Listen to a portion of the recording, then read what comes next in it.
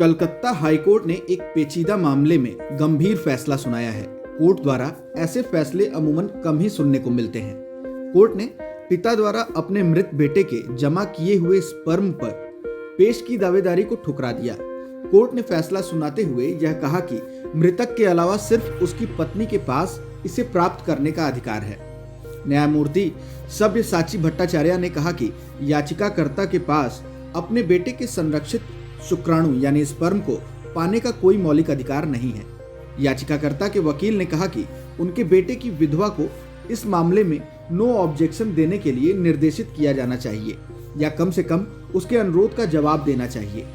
अदालत ने हालांकि वकील के इस अनुरोध को खारिज कर दिया।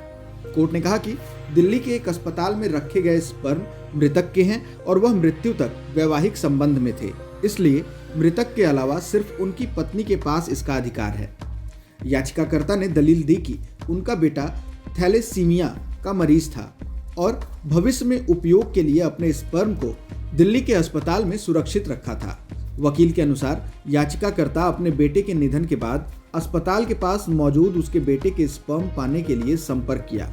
अस्पताल ने उन्हें सूचित किया कि इसके लिए मृतक की पत्नी से अनुमति की आवश्यकता होगी और विवाह का प्रमाण देना होगा। इससे पहले ऐसा ही एक मामला 2009 में आया था। तब भारत में वर्ष 2009 में पहली बार दिवंगत पति के स्पर्म से पहली बार किसी भारतीय महिला को संतान सुख प्राप्त हुआ। पति की मौत के 2 साल बाद पूजा नाम की एक महिला गर्भवती हुई और उसने कोलकाता के एक अस्पताल में बेटे को जन्म दिया था। पूजा ने अपने दिवंगत पति राजीव के स्पर्म की मदद से गर्भधारण किया था। निसंतान दंपति ने 2003 कृत्रिम गर्भाधान के लिए प्रयास शुरू किए थे। इससे पहले पूजा मां बन पाती 2006 में राजीव की मौत हो गई। 2 साल बाद पूजा को पता चला कि उसके पति के स्पर्म अस्पताल में स्पर्म बैंक में सुरक्षित हैं। पूजा ने डॉक्टर से संपर्क किया और फिर वकीलों से भी कानूनी मशवरा लिया।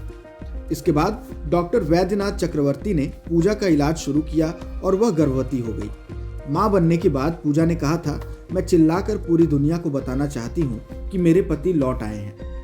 फिलहाल इस वीडियो में इतना ही। अगर कोई सवाल और सुझाव है तो हमें कमेंट बॉक्स में जरूर बताएं।